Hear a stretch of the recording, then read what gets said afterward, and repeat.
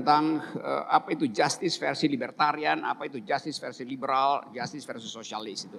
Kita masih bisa percakapkan itu berdasarkan posisi ideologis kita itu.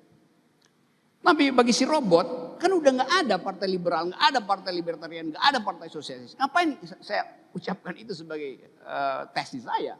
Si robot bingung gitu. Tapi kalau saya bilang begini, Anda robot dengan mudah menentukan justice itu karena Anda dibekali dengan kemampuan komputasi untuk memutuskan utility. Jadi unitnya adalah utility itu, selesai. Lalu dia kumpulin big data. Ini berdasarkan prinsip utilitarianisme, yaitu justice kalau greatest happiness for the greatest numbers. Dia ingatin saya pada pikiran siapa namanya itu? Ya orang-orang utilitarian. Terutama utilitarianisme Inggris itu.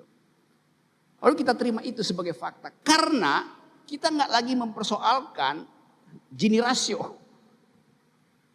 Tapi di kita sekarang masih persoalkan Gini rasio. Sehingga kita merasa bahwa kenapa justice itu diukurkan pada expenditure. Kalau saya di dompet saya misalnya ada uang 10.000. Mahasiswa, salah satu mahasiswa punya uang 10.000. Lalu dianggap iya nggak ada kesenjangan.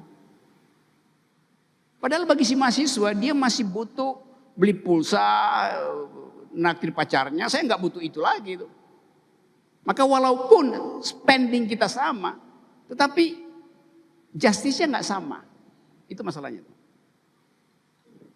Nah, hal itu yang kita bayangkan ke depan apa itu?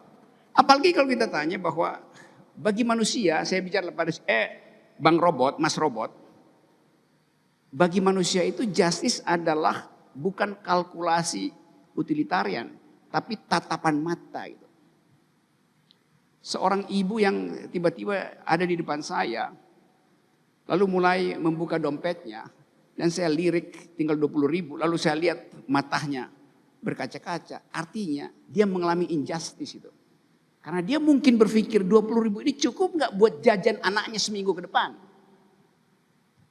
Lalu kita persoalkan kenapa proteksi terhadap orang ini diabaikan oleh pemerintah, sementara proteksi untuk IKN itu dilanjutkan.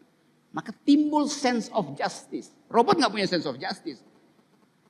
Lalu si robot itu cemburu pada saya, oh Anda masih punya sense of justice. Lalu robot bilang, kalau begitu berikan kami fasilitas untuk merasakan emosi manusia itu. Nah, itu yang kemudian menimbulkan teknologi baru. Bahwa robot itu akan dibekali oleh chips baru untuk menghasilkan emosi itu. Jadi dialektika itu akan jalan semacam itu. Nah selebihnya silakan jadikan bahan skripsi. Yes. Oke, berikutnya. Terima kasih. Apakah sudah benar? Oke, perkenalkan nama saya Muhammad Faladawani. Saya dari FH Unair.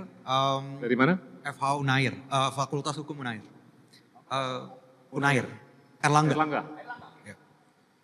Jadi saya ingin mungkin memberikan introduksi dulu kali ya. Bahwa saya melihat bahwa kebebasan berekspresi dalam artian the freedom of speech gitu ya.